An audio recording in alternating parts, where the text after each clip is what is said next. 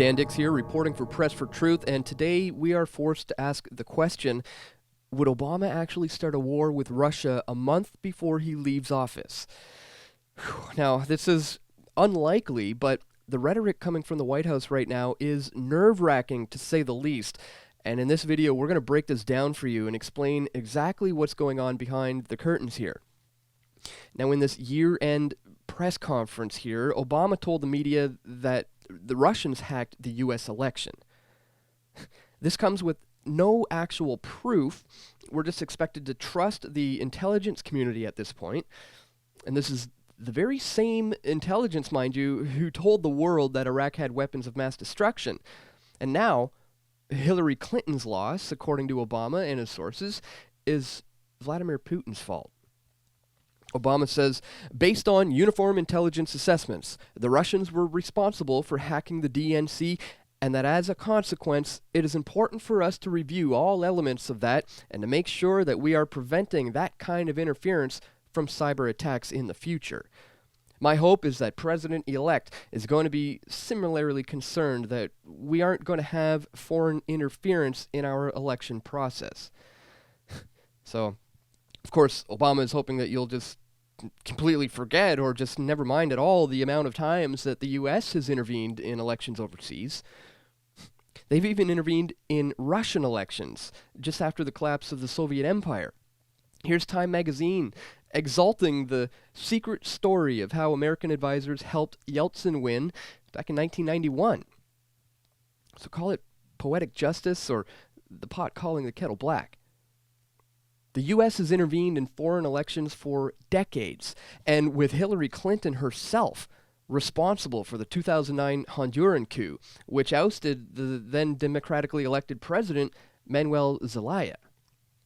And as her emails show, the Clinton team worked behind the scenes to nullify the actions of any concerned neighboring states.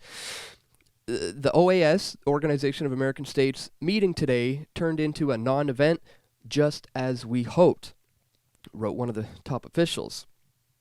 And despite Clinton's assurance that having Zelaya in power meant that we could have had a terrible civil war that would have been just terrifying in its loss of life.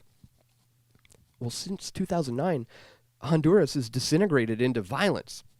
It actually culminated in 2014 with a surge of children unaccompanied by any adults who were fleeing into the United States. And this is just recent history, folks. Just months after the CIA was created in 1947, they set out to steal the 1948 Italian election so that the results would be favorable to Washington, D.C. And of course, in 1954, the CIA took out Guatemalan President Jacobo Arbenz, and they installed a military dictator in its place. And this was all to protect the United Fruit Company, which the CIA director and the Secretary of the State were linked to. And there's the 1953 coup in Iran, which the CIA led the whole operation. And of course, that didn't go over well.